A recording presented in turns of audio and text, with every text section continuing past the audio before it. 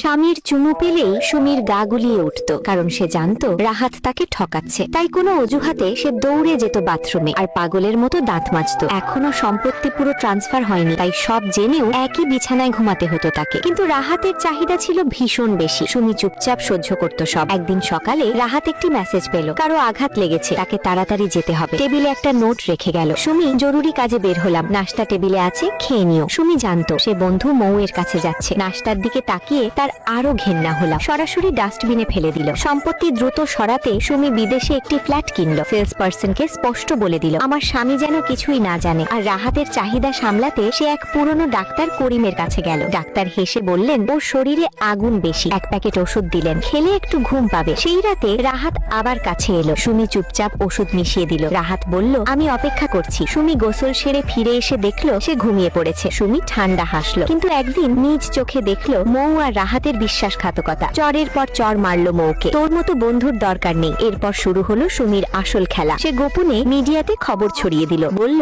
যে দামি রাগুক, এই কেলেঙ্কারি হট সার্চে উঠবে। রাহাত খবর দেখে ভেঙে পড়লো। নতুন নাটক শুরু হতে যাচ্ছে। এই কেলেঙ্কারি ফাঁস হলে শেষ। মিডিয়া চাইলো 5 মিলিয়ন। রাহাতের কাছে টাকা নেই, কিন্তু সুমির কাছে আছে। সে এসে বলল, একটা প্রজেক্টে ইনভেস্ট করতে হবে। সুমি ঠান্ডা মাথায় পরদিনই 5 মিলিয়ন ট্রান্সফার করলো। তারপর রাহাত টাকা নিয়ে নির্দেশ মতো নগদ ফেলে এলো এক্সপো সেন্টারের ডাস্টবিনে। কিন্তু ব্যাগ খুলে দেখে ভেতরে শুধু কাগজ। সব টাকা গায়েব। অন্যদিকে রিমি নিরাপদে সব সরিয়ে ফেলেছে। প্রেস কনফারেন্সে মিমি কাঁদতে কাঁদতে ক্ষমা চাইলো। রনি সবার সামনে মাথা নিচু করলো। রিমি দূর থেকে দেখলো তার ঠোঁটে এক চিলতে হাসি। ভুল করলে শাস্তি পেতেই হবে। তবুও নাটক শেষ নয়। রনি যখন তাকে জড়িয়ে ধরে, রিমি এখনো বাথরুমে গিয়ে পাগলের মতো দাঁত মাজে, কারণ প্রতিশোধের আগুন এখনো নিভে যায়।